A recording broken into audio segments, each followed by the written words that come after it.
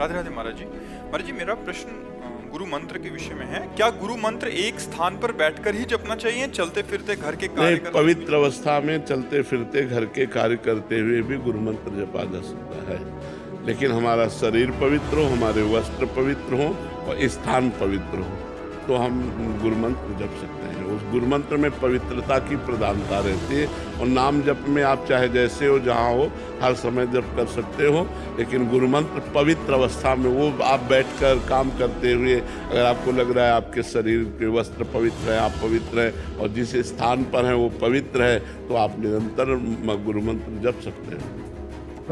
जूते चमड़े के अलावा कोई हो? हाँ, जूते जैसे आप बाथरूम और शौचालय नहीं गए तो मंत्र जप सकते हैं। जैसे हम लकड़ी की पादुका पहनते हैं, तो अगर हम लघुशंका जाएंगे तो पादुका उतार देंगे और लघुशंका जाके पैर धो के फिर पादुका पहनेंगे। पादुका पहनकर अगर लघुशंका गए तो उस पर गुरु मंत्र नहीं जप सकते। तो ऐसे ही जैसे प्लास्टिक के जूते हैं या अन्य हैं, वो केवल चमड़े के नहीं होने चाहिए और आपने उनमें लघुशंका या सोच आदि नहीं हुई तो आप वो पहन करके जप सकते। पर जब बाथरूम से सब बाहर आते हैं, घर में घूमते हैं, तो फिर क्या करें?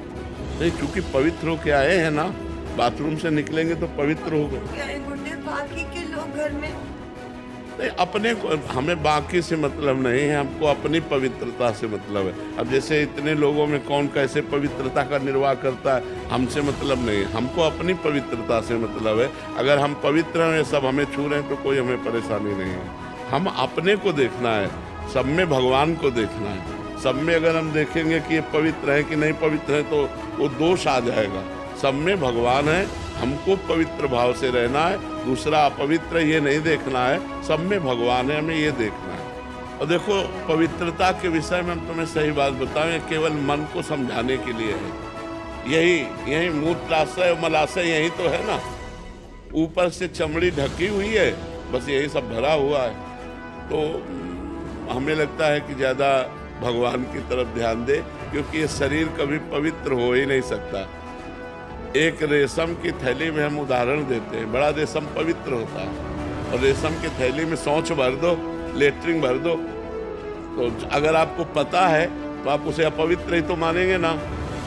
तो यहाँ थैली में मलाई भरा है, नहीं भरा है, मतलब सबके भरा है कि नहीं। अब ऊपर से पानी डाल के नहा लिया, हम बोले पवित्र हो गए, और अंदर क्या थैली में भरा है? मल। तो वास्तविक पवित्रता है भगवान का स्मरण, भगवान का चिंतन। इसके ये साधारण पवित्रता इसलिए हम करते हैं कि हमारा मन भगवान में लग जाए, और जब मन लग गया तो इससे मतलब नहीं रहता है।